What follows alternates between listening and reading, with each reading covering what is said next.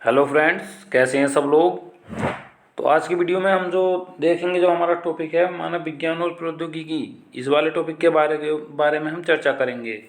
तो फ्रेंड्स, ये UP TET का साइंस जो मैं पढ़ा रहा हूँ, तो उसको जो है थोड़ा ध्यान से पढ़िएगा। मैंने बजाय टॉपिक उठाने का पूरी एनसीईआरटी बुक ही उठा ली है, जिसमें कि ये टॉपिक हमें पढ़ने हैं। तो देखो, यह विज्ञान और प्रौद्योगिकी का दैनिक जीवन में उपयोग। विज्ञान ने हमारे जीवन को बहुत प्रभावित किया है। देखो, इस तरीके से ये थोड़ा सा पढ़ लेंगे, ज़्यादा कुछ नहीं पढ़ना, हमें फालतू की बातें नहीं पढ़नी है, केवल काम काम की चीज़ें पढ़नी है। देखो, यहाँ से जैसे ये दे रखा है, विज्ञान और प्रौद्योगिकी ने लोगों के जीवन स्तर में क्रांतिकारी परिवर्तन किया है। इसने मानव जीवन को आसान, सरल बना दिया है और तेज बना दिया है।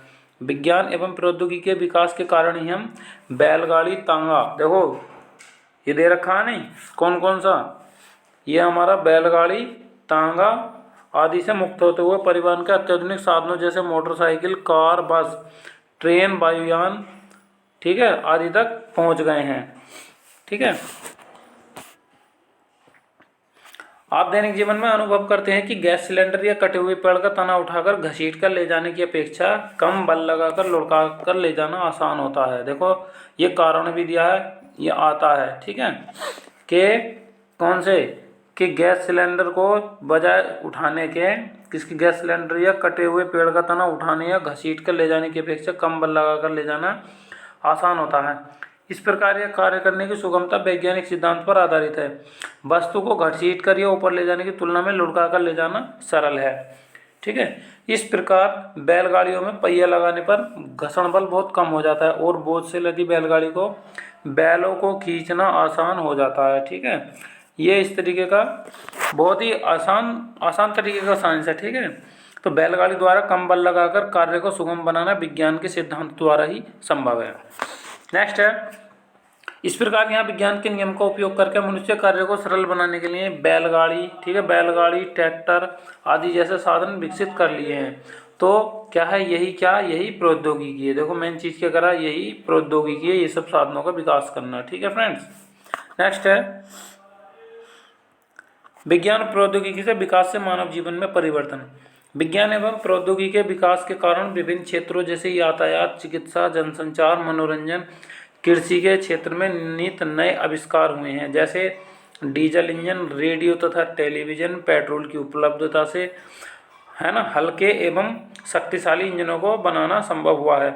इन इंजनों का उपयोग हवाई जहाज उड़ाने के लिए किया गया। इसी क्रम में लंबी दूरी कम करने के लिए, ठीक है, लंबी दूरी कम समय में तय करने के लिए सुपरसोनिक जेट एवं हेलीकॉप्टर का निर्माण हुआ है। समुद्री मार्ग में माल तथा, है ना, यात्रा होने के लिए बड़े बड़े जहाज, यात्रा करने के लिए बड़े बड़े जहाज़ों का प्रयोग होने लगा है। पहले बीमार होने पर लोग घरेलू उपचार करते थे, परंतु आजकल गाँव के लोग प्राथमिक चिकित्सा केंद्रों पर डॉक्टर द्वारा इलाज कराने लगे हैं। आजकल चिकित्सालयों में विभिन्न प्रकार के रोगों से संबंधित जांच सुविधाएं उपलब्ध होती हैं, जैसे खून, पेशाब, मल आदि की जांच। आजकल चिकित्सालयों में आधुनिक, ठीक है, मशीनों जैसे अल्ट्रासाउंड, है ना, एक्सरे, अल्ट्रासाउंड आदि की आंतरिक अंगों की सूक्ष्म जांच, स्कैनर द्वारा मस्तिष्क की जांच की जाती है। शरीर के अंदर के भागों की जांच करने के लिए, ठीक है, ये करने के लिए ये स्टेथोस्कोप, ठीक है, ये दे रखी है मशीन, ठीक है, इसका उपयोग किया जाता है। स्टेथोस्कोप नहीं है, माइक्रोस्कोप है। फिलहाल देखो, ये फ्रेंड्स, ये थोड़ा सा मिसप्रिंट है, इस वजह से थोड़ा सा बोलना पड़ रहा है। तो पढ़ते हैं नेक्स्ट। पहले टेलीफोन की सुविधा नहीं थी। लोग एक दूसरे को हलचल जानने के लिए संदेशवाहक पत्र, टेलीग्राम, प्रशिक्षित कबूतरों द्वारा संदेश भेजते थे। तो किसके द्वारा संदेश भेजते थे, या तो भेजते थे संदेशवाहक, यानी एक आदमी लेकर जाता था, या फिर भेजा जाता था पत्र या टेलीग्राम, या प्रशिक्षित कंप्यूटर नहीं, सॉरी, कबूतर, जो कि प्रशिक्षित कबूतर यानी सिखाए हुए कबूतर। परंतु आज के वैज्ञानिक युग में संदेशों के आदान प्रदान के लिए फैक्स, है नहीं, छपा संदेश, ईमेल आदि का प्रयोग हो रहा है। गांव में भी पीसीओ, कौन कौन से लगे हुए हैं, देखो, पीसीओ लगा हुआ है, एसटीडी लगी हुई है तथा आईएसडी की व्यवस्था द्वारा, ठीक है, संचार, किसी भी कोने में टेलीफोन से संपर्क करने की सार्वजनिक सुविधा उपलब्ध हो गई है। नेक्स्ट है, पहले लोग घुड़सवारी, शतरंज, चौपाल, ढोलक और कई ठीक है, कई मनोरंजन के क्षेत्रीय संगीतों का माध्यम का उपयोग करके मनोरंजन करते थे। परंतु आजकल आजकल देखो क्या, आजकल लगते हैं मोबाइल, कंप्यूटर, वीडियो गेम मनोरंजन के प्रचलित साधन हैं। ये सभी आधुनिक विज्ञान एवं प्रौद्योगिकी की देन है। किसकी देन है? ये हमारे आधुनिक विज्ञान एवं प्रौद्योगिकी की देन है। पहले उद्योग धंधे बहुत कम थे, किंतु आज हमारा देश औद्योगिक क्षेत्र में विकसित देशों की बराबरी कर रहा है। स्टील के उत्पादन के लिए जमशेदपुर, देखो ये बहुत ही मोस्ट इम्पोर्टेंट आ गए अब से आगे के लिए। देखो तो स्टील के उत्पादन के लिए कौन है? हमारा जमशेदपुर, राउरकेला, भिलाई, दुर्गापुर आदि शहरों में कारखाने खुले हैं। इसी क्रम में देखो रिहंद जल शक्ति से विद्युत बनाने के लिए हाइड्रो इलेक्ट्रो की पावर, ठीक है, हाइड्रो इलेक्ट्रो की पावर स्टेशन ओबरा, अनपरा, पनकी, ऊंचाहार आदि स्थानों पर कोयले से विद्युत बनाने हेतु नेशनल थर्मल यानी एनटीपीसी, ठीक है, नेशनल थर्मल पावर कॉरपोरेशन के पावर हाउस यानी पावर स्टेशन स्थापित किए गए हैं। इस प्रकार नाभिकीय ऊर्जा से विद्युत ऊर्जा के उत्पादन के लिए ट्राम्बे, देखो विद्युत ऊर्जा के उत्पादन के लिए कौन कौन है? विद्युत ऊर्जा के उत्पादन के लिए हमारा ट्राम्बे, नरोरा, राणा सागर, कलपक्कम एटॉमिक पावर स्टेशन कार्य कर रहे हैं। इस प्रकार कृषि के क्षेत्र में भी पहले पारंपरिक साधनों जैसे खेत जोतने के लिए हल, बैल एवं सिंचाई के लिए ढैकुली, ठीक है, ढैकुली होती थी एक, जिसमें कि पानी भरकर लाया जाता था, और रहट, देखो ढैकुली रहट जो पुराने समय में सिंचाई के प्रमुख साधन थे, तो इनका प्रयोग किया जाता था। इन साधनों के प्रयोग से पर्याप्त उपजाऊ भूमि उपलब्ध होने पर भी खाद्यान्न का उत्पादन अपेक्षाकृत कम था। ठीक है, नेक्स्ट है, इसके विपरीत आज के वैज्ञानिक युग में कृषि के क्षेत्र में अनेक आधुनिक एवं सुविधाजनक यंत्रों का प्रयोग होने लगा है। ये यंत्र हैं ट्रैक्टर, थ्रेसर, हार्वेस्टर, डीजल के पंप सेट, ठीक है, ट्यूबवेल। अब खाद्यान्न उत्पादन बढ़ाने के लिए उन्नत प्रकार के शोधित बीज, ठीक है, उन्नत प्रकार के जो खाद्यान्न का उत्पादन बढ़ाना, तो नए नए प्रकार के बीज, यूरिया, सुपर फास्फेट जैसे रासायनिक उर्वरक यानी खाद का प्रयोग किया जा रहा है। अब हम खाद्यान्न के क्षेत्र पर आत्मनिर्भर हो गए हैं। यह सब हरित क्रांति के द्वारा संभव हुआ। किसके द्वारा संभव हुआ है? हरित क्रांति के। तो आधुनिक कृषि उपकरण, उन्नतशील बीजों, उर्वरकों, और देखो मोस्ट इंपोर्टेंट लाइन आ गई है, देखो इसको देखेंगे, ठीक है, ये डेफिनेशन मान के चलो। तो डेफिनेशन क्या है? आधुनिक कृषि उपकरणों, उन्नतशील बीजों, उर्वरकों और पर्याप्त सिंचाई के साधनों द्वारा कृषि उपज में आशातीत वृद्धि को हरित क्रांति कहते हैं। देखो ये हरित क्रांति की डेफिनेशन आ गई है। अब आजकल आधुनिक तकनीकियों के नित नए प्रयोग से क्षेत्रों में उत्पादन की वृद्धि हुई है। जैसे देखो, जैसे क्या? मत्स्य उत्पादन यानी उन्नत प्रकार के मत्स्य बीज द्वारा, सब्जी उत्पादन उन्नत बीज द्वारा, रेशम उत्पादन, है ना, वैज्ञानिक विधि द्वारा कीटों को शहतूत के वृक्षों पर पालना। वैसे रेशम की खेती क्या कहलाती है? सेरिकल्चर। सुअर पालन, संतुलित आहार एवं सामूहिक टीकाकरण द्वारा, ताकि देखो टीकाकरण इसलिए किया जाता है ताकि इनमें सुअरों में बीमारी न फैले, ठीक है, तो सुअरों में बीमारी न फैले, इसलिए जो उनका टीकाकरण किया जाता है समय समय पर। मुर्गी पालन, देखो मुर्गी पालन में संतुलित आहार दिया जाता है और सामूहिक टीकाकरण, यानी कि इनमें भी कोई बीमारी ना फैले, इसलिए जो इनका समय समय पर टीकाकरण किया जाता है। अब देखो, अब लास्ट में हम क्या कह सकते हैं? देखो मैंने ये पूरी एनसीईआरटी की बुक उठाई हुई है। अब एनसीईआरटी की बुक से ही पढ़ा रहा हूँ मैं, ऐसा मान लो। तो विज्ञान ने प्रौद्योगिकी ने विज्ञान का विकास किया है। देखो, विज्ञान ने प्रौद्योगिकी और प्रौद्योगिकी ने विज्ञान का विकास किया है। वास्तव में प्रौद्योगिकी तथा विज्ञान एक दूसरे पर आश्रित हैं, ठीक है। तो कैसे हैं आपस में? ये एक दूसरे पर आश्रित हैं।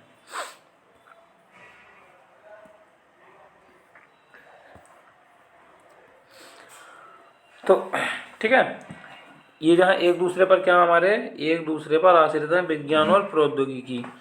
प्रौद्योगिकी का विकास विज्ञान के नियम, ठीक है, इसका विकास किससे? विज्ञान के नियमों से, सैद्धांतिक के दैनिक रूप में उपयोग से होता है। यही कारण है कि प्रौद्योगिकी को व्यावहारिक ज्ञान भी कहते हैं। तो प्रौद्योगिकी को क्या कहते हैं? व्यावहारिक ज्ञान। इस प्रकार विज्ञान का जितना अधिक विकास होता है उतनी ही उत्तम प्रौद्योगिकी विकसित होती है। ठीक है फ्रेंड्स, और देखो कुछ कृषि के क्षेत्र में जो विभिन्न क्रांतियाँ दी हैं इनके बारे में बात करते हैं। तो सबसे पहला आता है हमारा हरित क्रांति। हरित क्रांति है फसल उत्पादन के लिए। श्वेत क्रांति है हमारी दूध का उत्पादन, और पीली क्रांति तिलहन उत्पादन, और नीली क्रांति हमारी मत्स्य उत्पादन के लिए। देखो दोबारा से देखेंगे एक बार फिर से।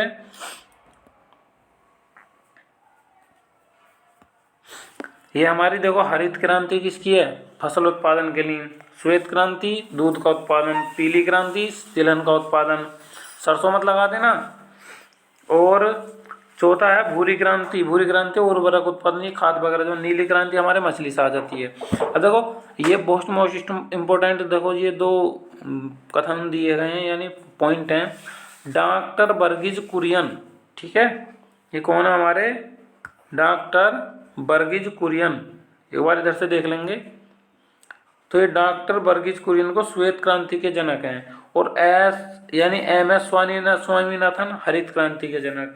तो वर्गीज कुरियन श्वेत क्रांति के जनक, और एम एस स्वामीनाथन हरित क्रांति के जनक। एक है हमारे रंगनाथन, रंगनाथन है हमारे उसके लाइब्रेरी साइंस के जनक यानी पुस्तकालय विज्ञान के जनक, ठीक है। और देखते हैं नेक्स्ट कुछ इसमें है तो।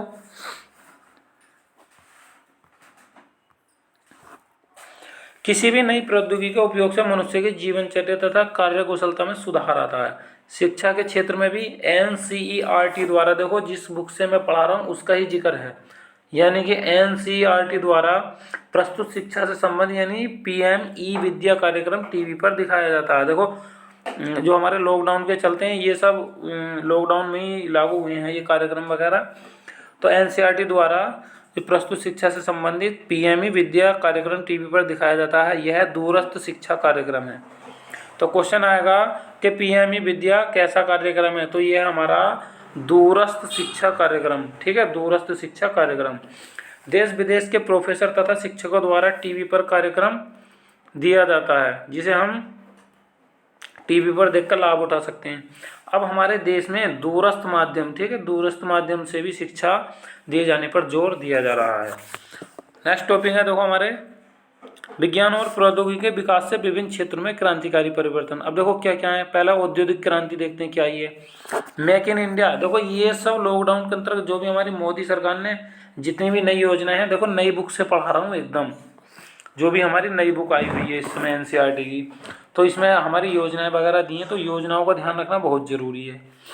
तो मेक इन इंडिया, ठीक है, भारत सरकार द्वारा वर्ष 2014 में देसी और विदेशी कंपनियों द्वारा भारत में वस्तुओं के निर्माण पर बल देने के लिए बनाया गया है, ठीक है, यानी देसी और विदेशी द्वारा भारत में वस्तुओं के निर्माण पर बल देने के लिए ही बनाया गया क्या, हमारा मेक इन इंडिया। आजकल हमारे देश में छोटी छोटी मशीनों से लेकर बड़ी बड़ी मशीनों का निर्माण हो रहा है। रेल इंजन हो या हवाई जहाज, छोटे छोटे वाहन हो या बड़े बड़े जलपोत, उत्पादक मशीनें हो या मशीनों को तैयार करने वाली भारी भारी मशीनें, हाँ, सब हमारे देश में बनने लगी हैं। नेक्स्ट देखते हैं, ये हमारे लड़ाकू विमान, युद्धपोत, पनडुब्बी कौन कौन से हमारे, देखो ये हमारे लड़ाकू विमान, युद्धपोत, पनडुब्बी, विविध प्रक्षेपास्त्र, विमान भेदी तोपें, टैंक आदि के निर्माण में हम आत्मनिर्भर हैं। रेडियो, टेप रिकॉर्डर, टेलीविजन आदि मनोरंजन के साधनों के निर्माण में स्वदेशी प्रौद्योगिकी, देखो इनके लिए स्वदेशी प्रौद्योगिकी का प्रयोग हो रहा है। सूचना प्रौद्योगिकी के क्षेत्र में भारत अग्रणी राष्ट्र की भूमिका निभा रहा है। औद्योगिक क्षेत्र में भारत का स्थान विश्व के 6 प्रमुख राष्ट्रों में से, कौन से राष्ट्रों में से, 6 प्रमुख राष्ट्रों में से। आजकल हमारे देश में मेक इन इंडिया, ठीक है, कौन कौन से हैं हमारे, मेक इन इंडिया और लोकल के लिए वोकल पर भी बहुत जोर दिया जा रहा है। और देखो अब क्या आती है क्रांति हमारी, जनसंचार के क्षेत्र में क्रांति क्या है, तो जनसंचार के क्षेत्र में कंप्यूटर, इलेक्ट्रॉनिक डाक सेवा, देखो कंप्यूटर, इलेक्ट्रॉनिक डाक सेवा, ईमेल और इंटरनेट का विकास बहुत तेजी से हुआ है। इससे जनसंचार क्षेत्र में क्रांति आ गई है, ठीक है। क्या है हमारा कि ये जो हमारे कंप्यूटर हैं, ईमेल है और इंटरनेट क्या है, इसके बारे में जानते हैं। देखो थोड़ा सा कंप्यूटर का टॉपिक आ गया, ये सुपर टेट के लिए काफ़ी है, और हमारा देखो टेट की बात कर रहे हैं तो एक ना एक क्वेश्चन जरूर मिल जाएगा। नेक्स्ट देखते हैं, थोड़ा सा कंप्यूटर के बारे में जानते हैं। देखो इंटरनेट, यह कंप्यूटर की नवीनतम प्रणाली है। विश्व के हजारों छोटे छोटे कंप्यूटर नेटवर्क टेलीफोन लाइन से जोड़ दिए जाते हैं। टेलीफोन लाइन की सहायता से जुड़े कंप्यूटर नेटवर्क को इंटरनेट कहते हैं। किससे? टेलीफोन लाइन की सहायता से जुड़े कंप्यूटर नेटवर्क को इंटरनेट कहते हैं। इसकी सहायता से हम कमरे में बैठे विश्व के विभिन्न देशों तथा किसी भी विषय से संबंधित सूचना एवं आंकड़े पल भर में प्राप्त कर सकते हैं और इनका संग्रह भी कर सकते हैं। इंटरनेट की स्पीड बढ़ते बढ़ते हम कहाँ तक पहुँच गए हैं? 4G और 5G तक पहुँच गए हैं। कहाँ से कहाँ पहुँचे हैं हमारे कि पहला 2G, 2G के बाद 3G, फिर 4G, फिर 5G, ठीक है, यहाँ तक पहुँच गए हैं, जिससे दूरस्थ व्यक्ति से वीडियो कॉलिंग बहुत सरल तरीके से की जा सकती है। कई नवीन पुस्तकें भी पढ़ सकते हैं। और देखते हैं नेक्स्ट क्या हमारा, इलेक्ट्रॉनिक डाक सेवा यानी कि ईमेल, शॉर्टकट में ईमेल कहते हैं। तो यह कंप्यूटर आधारित संचार की महत्वपूर्ण युक्ति है। इसके द्वारा कृत्रिम उपग्रहों के माध्यम से अन्य देशों के कंप्यूटर को सूचना, संदेश आदि का आदान प्रदान किया जाता है। यह एक देश से दूसरे देश को संदेश भेजने का सबसे सस्ता साधन है। जैसे भारतवर्ष से अन्य देशों में किसी को संदेश अत्यंत कम समय पर पल भर में भेजा जा सकता है। अब देखो हमारा आता है मोबाइल फ़ोन और स्मार्टफोन। देखो ये जब से मोदी सरकार आई है तब से मोबाइल फ़ोन स्मार्टफोन में बदल गए हैं बहुत ही अच्छे तरीके से, और लोग इनका ज़्यादा से ज़्यादा यूज कर रहे हैं। तो मोबाइल फ़ोन का जनसंचार का क्षेत्र में व्यापक योगदान है। यह एक इलेक्ट्रॉनिक उपकरण है। यह टेलीफोन की तरह बात करने के अलावा कई अतिरिक्त सेवाओं के लिए प्रयोग होता है। संदेशों के आदान प्रदान के लिए क्या? SMS, ठीक है, संदेशों के आदान प्रदान के लिए क्या लिया जाएगा? SMS, ठीक है। गेम खेलने के लिए, आवाज़ को संरक्षित करने के लिए, वॉइस रिकॉर्डर, वीडियो को बनाने के लिए, फ़ोटो खींचने के लिए, वीडियो कॉलिंग और भौगोलिक स्थिति जानने के लिए हम GPS, बैंक द्वारा पैसे का हस्तांतरण आदि ये काम हमारे होते हैं। तो ये सब हम काम किससे कर सकते हैं? ये सब काम हम कर सकते हैं अपने मोबाइल फ़ोन और स्मार्टफोन से। नेक्स्ट है देखो कृषि। जनसंख्या विस्फोट की भूमि पर बहुत दबाव पड़ा है, जिसके कारण खाद्यान्न की समस्या मानव के लिए एक विशेष प्रकार की चुनौती के रूप में खड़ी हुई है।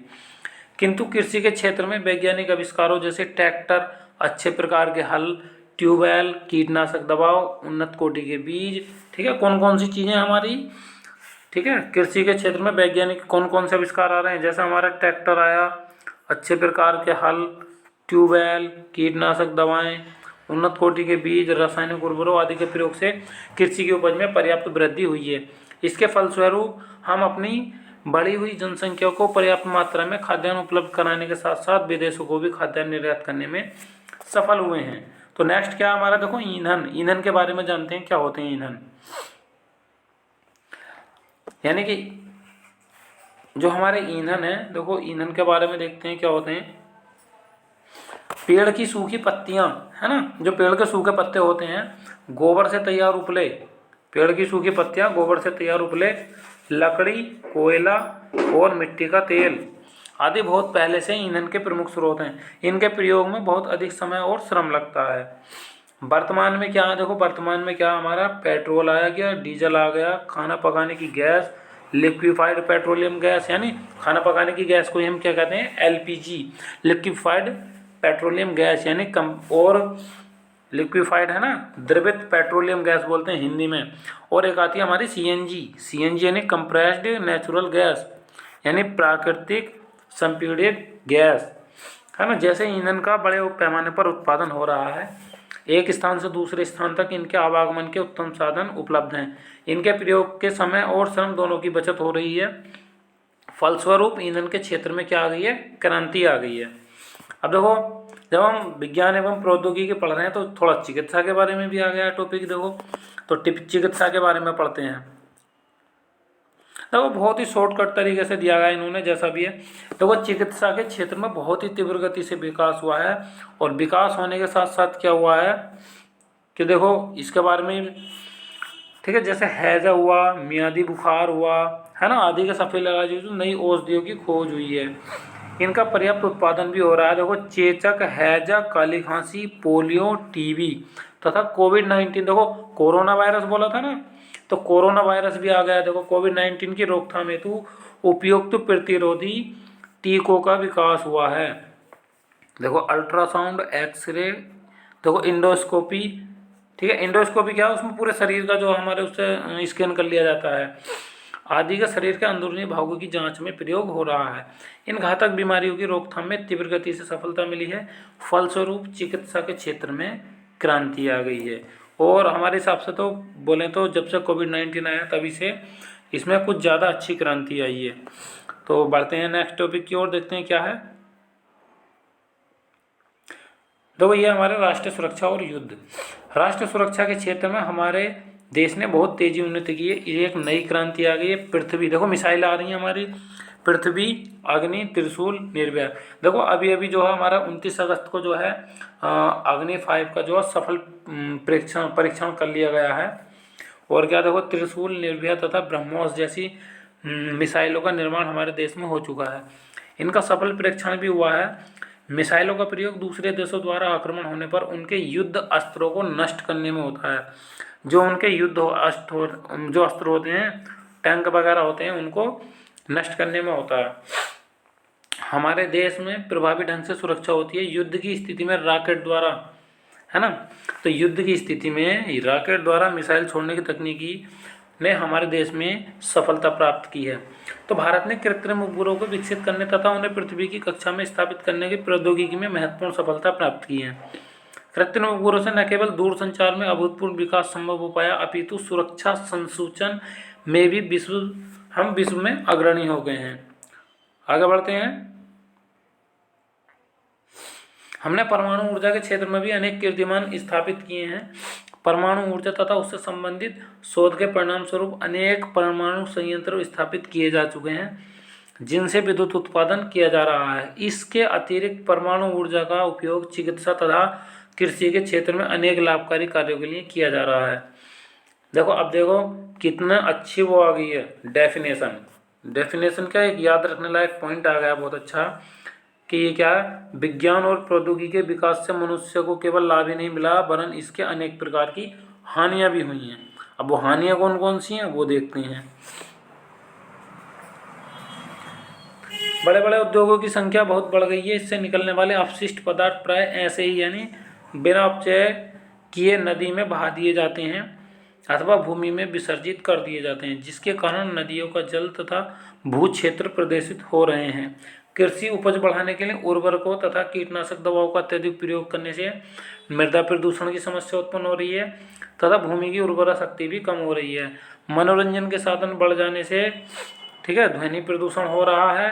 स्वचालित मशीनों के प्रयोग से कारखानों में मजदूरों की आवश्यकता कम पड़ती है। कहने का मतलब देखो ये जो हमारी ऑटोमेटिक मशीन है, इनके चलने से कारखानों में जो है कम आवश्यकता है मजदूरों की, जिसके कारण क्या बेरोजगारी संख्या में वृद्धि हुई है। ठीक है, जब मशीनें ऑटोमेटिक हो जाएंगी तो बेरोजगार लोग हो जाएंगे।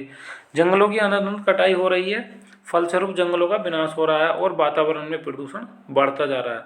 इतना ही नहीं, इसके कारण अनेक प्रजाति के जंतु जैसे बाघों की संख्या में कमी हो रही है तथा उनका अस्तित्व खतरे में पड़ गया है। और ये क्या, विज्ञान तथा प्रौद्योगिकी से होने वाली हानियों से बचने के लिए हमें प्राकृतिक संसाधनों का समझदारी से दोहन करना होगा। दोहन का मतलब हमें उन्हें बचाना होगा, समझदार होना होगा उनके प्रति, किसी को भी वेस्ट नहीं करना है। ठीक है, और नए आविष्कारों का उपयोग समाज की उन्नति के लिए करना होगा। और नेक्स्ट है, देखो कुछ क्वेश्चन आंसर वगैरह कुछ मोस्ट इंपोर्टेंट पॉइंट आएंगे, उन्हें देखना है बस। तो फ्रेंड्स देखिए, ये क्लास हमारी यहाँ तक ही थी। जो एनसीईआरटी बुक से मैंने ये जितना भी ये सिलेबस उठाया यूपी टेट का, भरोसा रखिए जितना भी आएगा साइंस में इसी में से आएगा। अगर कोई क्वेश्चन अगर डबल मीनिंग वाला आता है तो आप जो है ये बिल्कुल देखो सरकारी किताब है, इसी के अकॉर्डिंग आपत्ति लगा सकते हैं। सो फ्रेंड्स बने रहिए हमारे साथ, लाइक कीजिए हमारे वीडियो को और सब्सक्राइब कीजिए हमारे चैनल को। सो फ्रेंड्स आई होप आपको वीडियो पसंद आई होगी। सो थैंक यू, जय हिंद।